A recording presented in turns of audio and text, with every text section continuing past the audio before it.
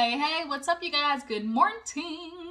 Well, how is everybody doing on this good old Saturday, bright, bright morning? I don't know if this video is going to post on Saturday, but nonetheless, currently at the moment, it is Saturday morning. So I hope everybody had a good week and y'all ready for the weekend, I'm sure, because yikes, it is hard out here for a pimp, okay? Out here struggling boots, tired in the week. That's why on the weekends you want to do nothing, Nathaniel. And that's exactly what I'm going to do. Sit at home in the robe like most of us and do absolutely nothing. Might run a couple of errands, but overall, ain't doing nothing, nada. But I hope everybody, like I said, has a good weekend. We're gonna sit down and talk really fast about love during lockup. Another good season. Definitely seems like this is like the calm before the storm, because from the preview, it looked like it's about to get messy boots. But let's go ahead and get to the episode. So then, later on today, I could talk about Love and Marriage Huntsville. Definitely was a pretty good episode, a very sad episode as well. Like, it's some stuff we gotta talk about, okay? So let's go ahead and open up with Love During Lockup. Like I said, if you're new to my channel, appreciate you for tuning in. You're gonna see me in all of my natural glory. I just, took my braids out. All of y'all who, are a part of the Juice Box crew, y'all know I just took my braids out and stuff. So I'm going real, au natural at the moment. So, if you're new to my channel, you'll see me, real cool, calm, and collected hair. What did Drake say? What did Drake say? Sweatpants, hair tied, chilling with no makeup on. That's what I'm doing. Actually, no, fuck that. Drake, nope, because I can't mess with you no more after what you did to Megan. So, bring those words back. Scratch that. F you and your little light skin ass. All right, let's go ahead. Let's get to the Love During Lockup. So, I'm trying to remember all the couples. Like, these are some new people, so I'm trying to remember all the couples.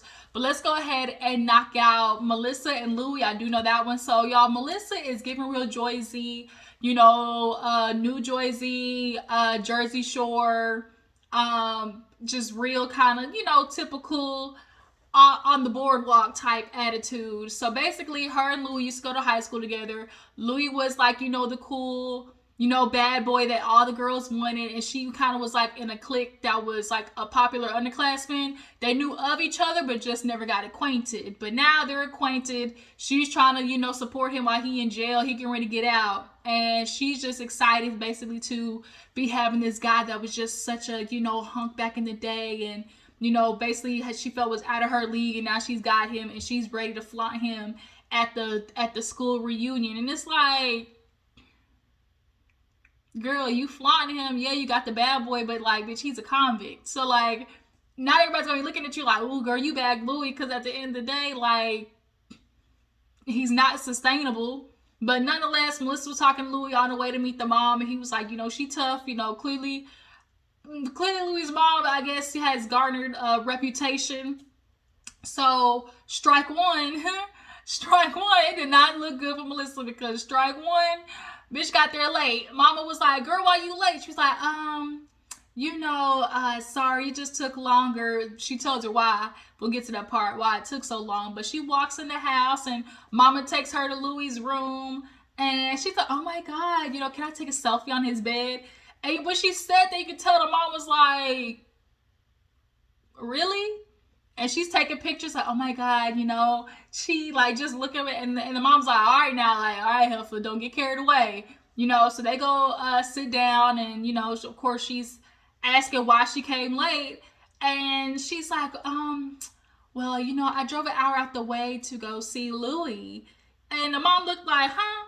She was like, yeah, I went to his work. And she was like, no ma'am, no ma'am, no ma'am. I have been doing this a long time. I have been waiting for my son. I have been here for, and he's just about to get out, and now here you are jeopardizing that. And now Melissa's kind of like, I'm realizing, I just wanted to see him so bad, but now looking at it, I guess it really was kind of impulsive. Yeah, bitch, you think? Like, what he told you, like, okay, you want to see him and everything, but girl, he's literally getting ready to get out. Why are you jeopardizing that? Like, the mom was like, no, you're not getting ready to come up over here and ruin it for my son. And so they go in the kitchen and they start talking basically about, her and her son's future. And at the end of the day, she was like, I don't know what's going on, but, I want to make sure Louie stays on track, especially, the first 2 years while he's living here. And Melissa was like, huh? And she was like, yeah, for the first 2 years, he's going to be here. So How you gonna figure that out? And so I guess that was a surprise to Melissa. I guess in her mind, you know, Louis was coming up to Jersey, or Louis had told her he was going to Jersey, because a lot of times the inmates will do that, where they tell the girl, oh, I'm going to you, but then also tell the family, like, oh, I'm coming home. So then when it comes close to time to get out, everybody's confused, like, what happened? But mom in the kitchen was like, yeah, you know, Louis, he is who he is. He's always been dependent upon me. I just want to let you know that. You know, he's gonna be here. And so Melissa's like, well, how do I fit in that equation? You know, how does that work for me? She ain't moving down to Jersey. She said it. So it's like, bitch, I guess you're gonna have to do what you did and, you know, trek on down to the south every other weekend or something like that. But mama said Louis staying here. And it don't let mama budget one bit. So she's like, you know, I just want to make sure that Louis, you know, doing the best that he can, and, you know, going forward and not going back. And the mom said the same thing. Like, I want the same thing. You know, he's already, you know, brought to me ideas of what he wants to do. And she's like, oh, really? You know, what is that? And she's like, you know, he's into yoga. She's like, yoga? She's like, yeah. I guess in where they're at, they do like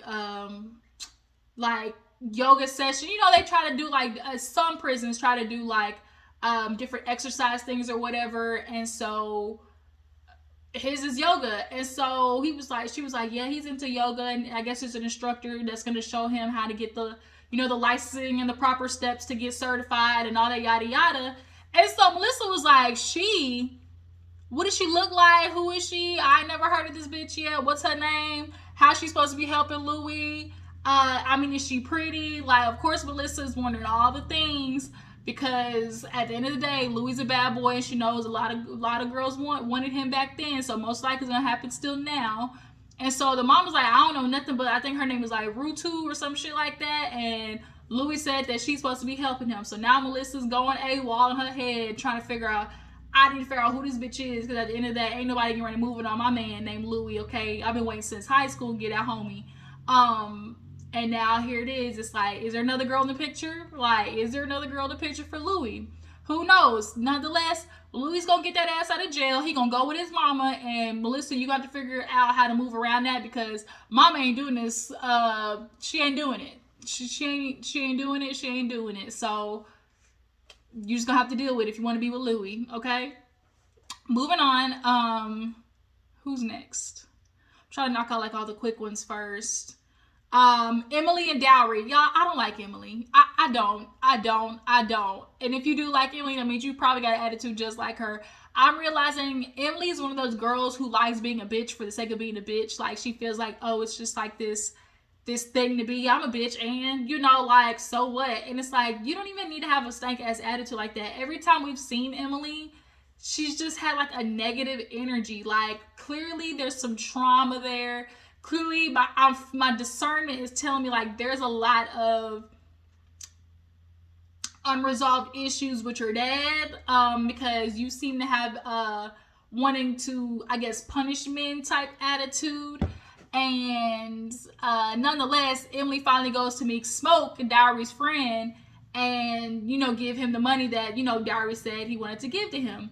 Smoke, he ain't for it. He don't fuck with Emily. He's like, man, my homie been inside. He be curled up in the ball, you know, sick of the way you treat him, when you don't want to answer the phone, when you don't want to send him money. Like, bitch, I was there, you know.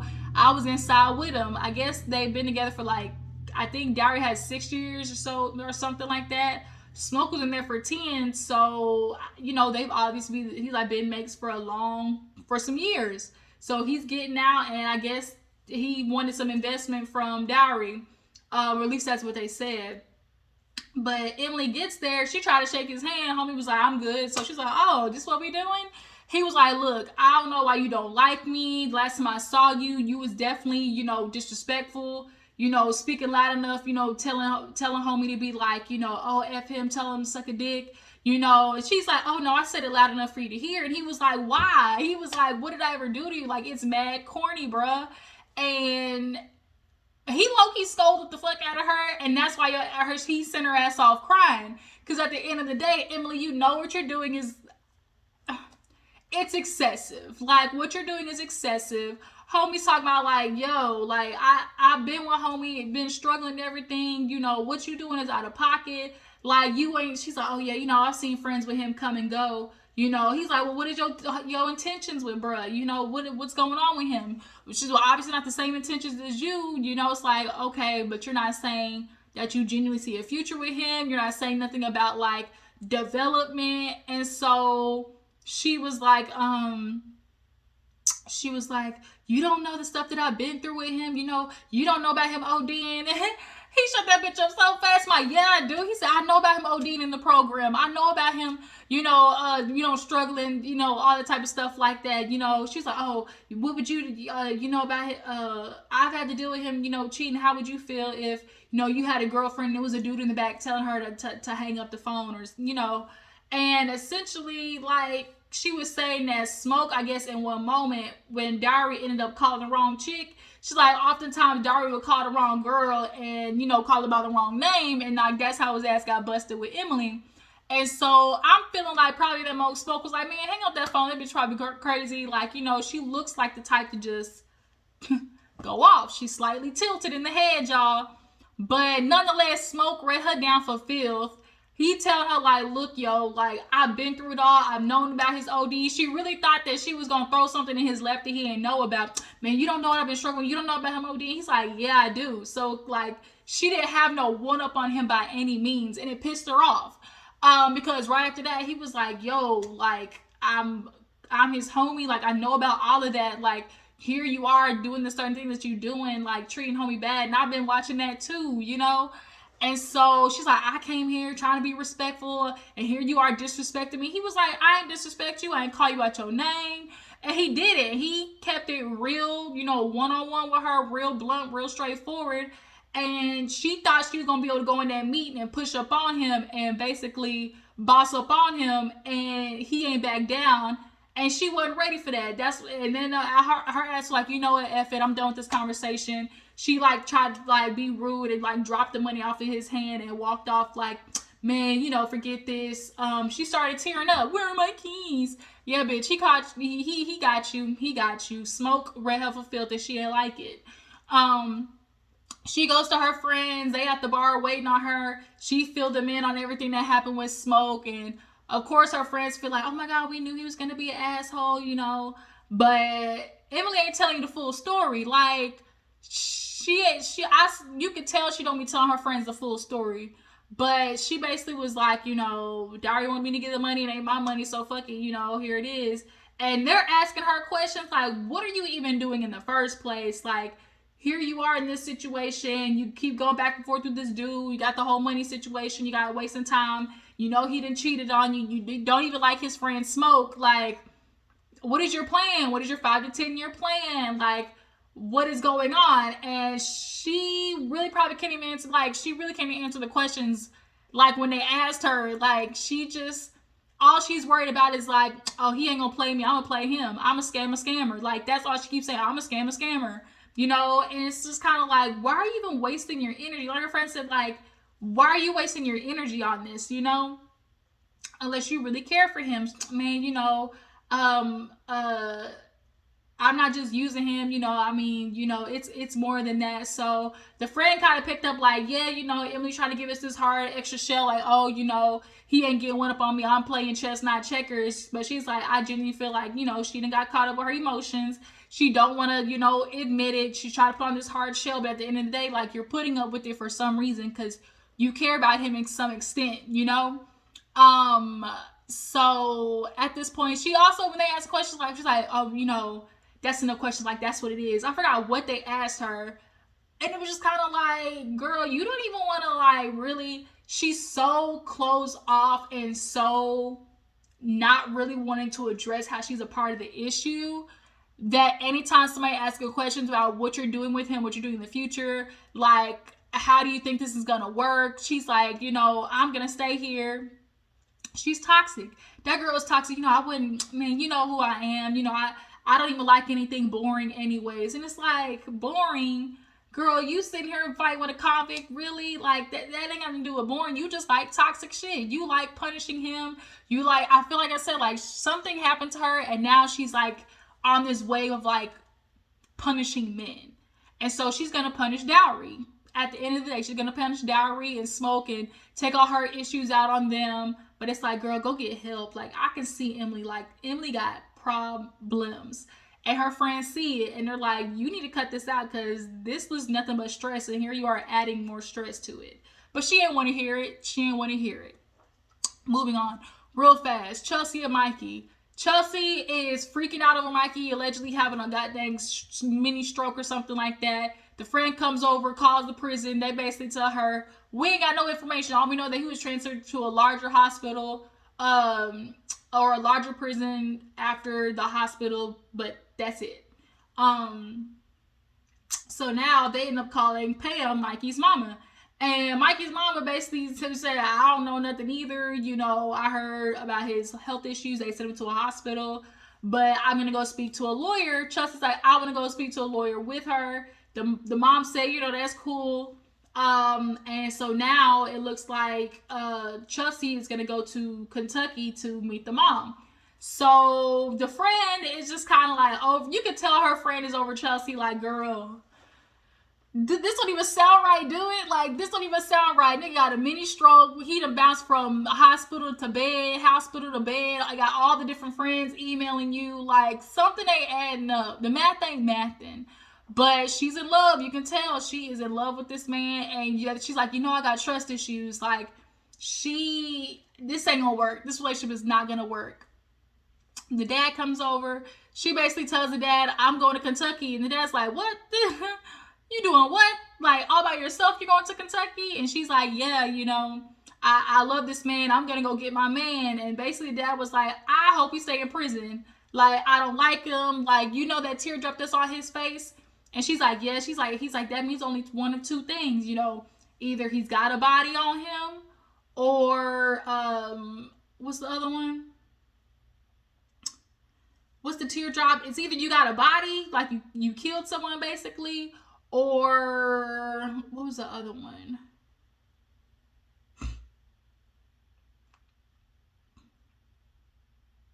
I can't think of the other one that they say is why you got a teardrop. Or like somebody's like somebody you know has passed away or something like that. Nonetheless, the dad was implying Mikey looked like he got a body, and do you care about that? She was like, and he was like, I'm surprised you wouldn't care about that. You know, she's like, you know, it's whatever it is, what it is. You know, I'm picking better. He was like, well, this ain't better. You know, and Chelsea ended up revealing her previous relationship. The dude was very abusive and ended up getting out of like jail, coming to the death facility that I guess that she was at, stealing money, and after that, like he died. So the dad is feeling like, girl, this ain't better. Like, you don't care that he possibly got a body? Like, really?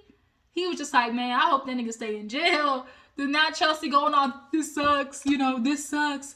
All this effing sucks. She runs into the house and basically tells the dad, like, look, I'm going to Kentucky whether you like it or not. The dad's like, this ain't even good. Like, what you gonna do? She's like, if I gotta sleep in my car if I have to, I will. And it's like, do you hear yourself?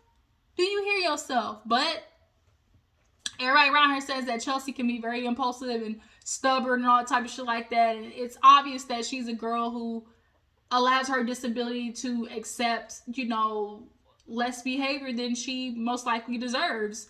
And so I hope in this situation she isn't once again, you know, abused or taken advantage of, and she tolerates it, being that she feels she can't find anybody because of her, you know, hearing disability.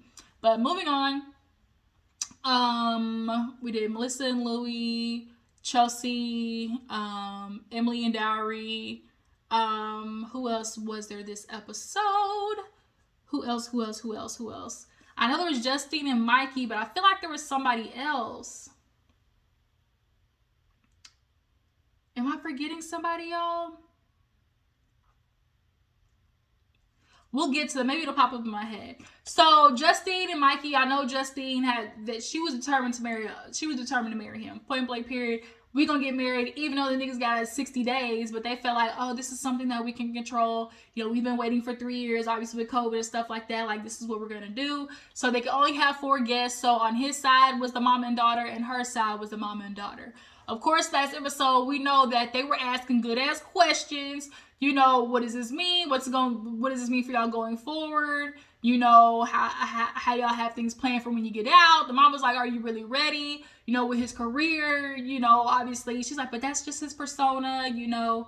I basically take that as just his work, and wherever he go, I go, basically, is what she's feeling like. But the mama also was saying last episode, bitch, who's taking care of these kids? Like, because you I ain't watching them all the time. Like, you can't just go everywhere with him every time, because, girl, you got kids. So what you gonna do with them? And I'm sure she asked that question because it's like, what you not gonna do is drop these kids on my porch and go chasing after some nooka. Like, that's what you not gonna do. But they go in, you know, of course you can't record in prison. So she was like, we went in, got married. It was super cute. Everybody was crying. It was emotional. The mama hugged her and was, you know, at the moment seemed like very genuine in saying, you know, she welcomed her to the family and stuff like that. So they get back to the house, celebrating, they get him on video call. I think he has like 4 kids, she has 3, so now they've like combined to make this great big, you know, Mexican Brady Bunch family. Everybody's, you know, celebrating. The sister is there, and Mikey apologizes for not telling her.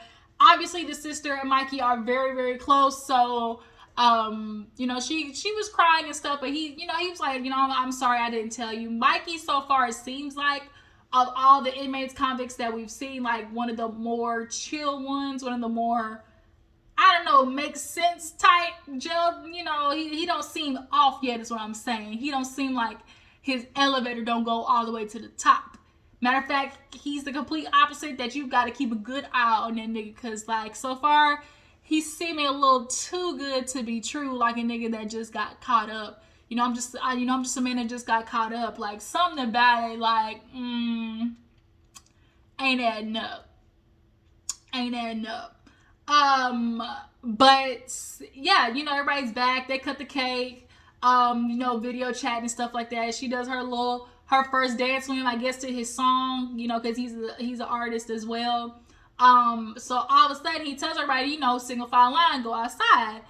And it's a Benz outside with a big ass bow on top. So she's like, a Benz, a car? And the family's singing the same thing. A car, a Mercedes, bitch, where, who, what, when, where, and how is the question. Justine's taking a picture with it, of course, but her mama's over there looking like,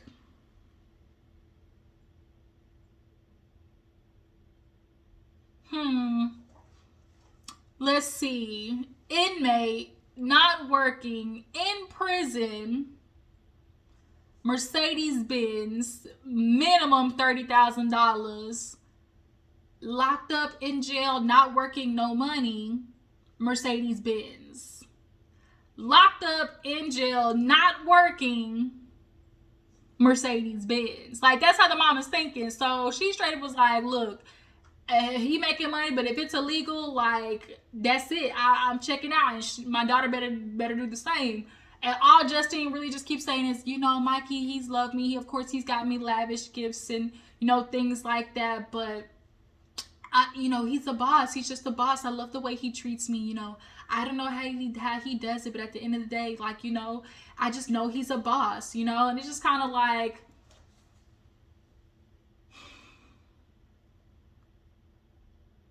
what do you guys feel like Mikey could possibly do to be making this money, if he is making this money? Like, I know he's got the rap situation, but are you low-key a kingpin, and you got all your soldiers out here working for you, and they just giving you money? Like, is that what it's kind of? That's what it's kind of giving, But that's just me. So we gonna, like I said, keep our good eye on Mikey. Look for any signs of, how, who, what, when, where, and how he's affording this shit while he's locked up. Cause where they do that at? Where they do that at? But Justine goes inside, goes to have a little private touch. She's like, I'm gonna go talk to him, alone. And he basically was like, put them fingers to work. And it's like, Jesus, you better not tell her to do that with everybody else in the house. Like, I couldn't even imagine trying to do that. Like, and literally everybody's out there in the living room, like, ugh. But he's basically talking to her, saying he's excited to get out. She's like, I got the stripper pole. She ready to, check that ass for him and dance like a stripper. And dance like a stripper. I'm about to hit the club and dance like a stripper. That's what she's waiting to do with him and he's excited. But nonetheless, Justine and Mikey, they seem so far to be the most in love couple, the most, it makes sense, like, at this point. And he seems so far like a dude who wants to get out and, you know, get out and get something. I'm trying to think if I missed anybody. I don't feel like I did.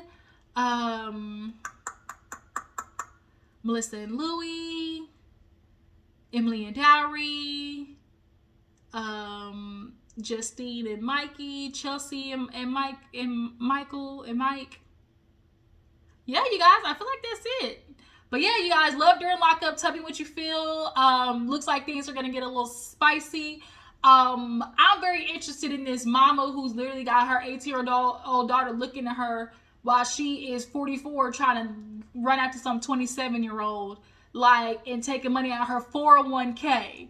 13-year nurse taking money out of her 401k to move to a town for a 27-year-old. How the fuck he gonna support you? Like, I was mad watching that. But when that comes up, we'll talk about it. But yeah, so far the season looks like it's gonna be good from the trailer that I see. But y'all drop in the comments and tell me what you feel about each of these couples. Who's messed up? What do you think about what is going on in their relationship? And I will catch you guys in the next one. Make sure to follow my Instagram and Twitter. And I will see you guys later. Bye.